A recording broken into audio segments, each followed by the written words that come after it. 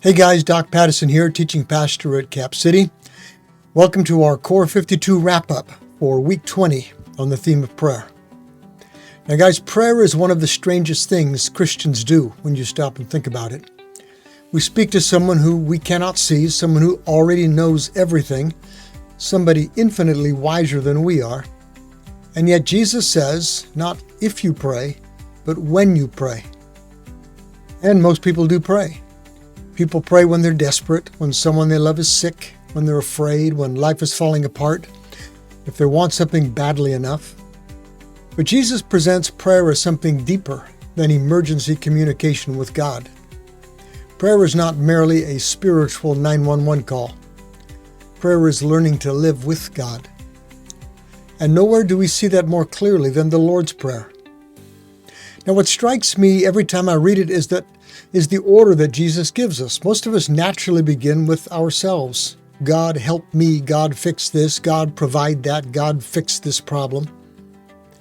But Jesus begins somewhere else. Our Father in heaven, hallowed be your name. Your kingdom come, your will be done. Before Jesus ever gets to give us or forgive us or help us, he begins with God. And I think that teaches us something profound. Prayer is not about getting God aligned with my will. Prayer is about aligning my heart with His. Now that leads to perhaps the first great takeaway from this little unit, the Lord's Prayer. God is Father. Jesus could have taught us to approach God primarily with titles like Almighty, Sovereign, Creator, Judge. All of those would have been true. But instead, He teaches us to say, Father. And actually, the language Jesus uses carries the idea of deep family intimacy, something closer to Dad. Think about that. The infinitely holy God who created galaxies invites us to approach Him as beloved children. Not casually, not disrespectfully. He's still our Father in heaven. He's still holy beyond comprehension. But He's not distant. He's not cold. He's not unwilling to hear us. The God who ought to overwhelm us invites us into relationship. Perhaps this is a second takeaway. His kingdom comes first. The first half of the Lord's Prayer is centered almost entirely on God's agenda. Your name, we say, your kingdom, your will. That completely reshapes prayer. Prayer is not mainly about presenting God with my wish list. It's learning to care deeply about what God cares about. Jesus teaches us to pray, may your name be honored, God. May your kingdom come. May your will be done on earth as it is in heaven.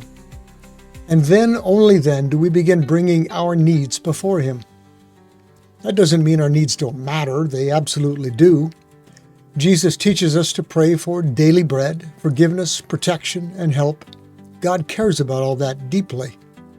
But our prayer begins by lifting our eyes higher than ourselves. And perhaps this is the final takeaway for today. Prayer changes us before circumstances. Sometimes we approach prayer almost like persuasion, as though we're trying to convince God to care or inform Him of something He missed or somehow wear Him down. But Jesus reminds us that the Father already knows what we need before we ask Him. Prayer is not about informing God. It's not about manipulating God. But prayer does change us. It teaches us trust. Give us today our daily bread. It teaches us grace. Forgive us as we forgive others. It teaches us dependence. Lead us not into temptation. Prayer slowly reshapes our fears, our priorities, our loves, and our trust. And often the greatest gift of prayer is not merely the answer we receive, but the relationship formed in the process. So maybe the challenge of this chapter is simpler than we make it. Jesus never says prayer must be eloquent.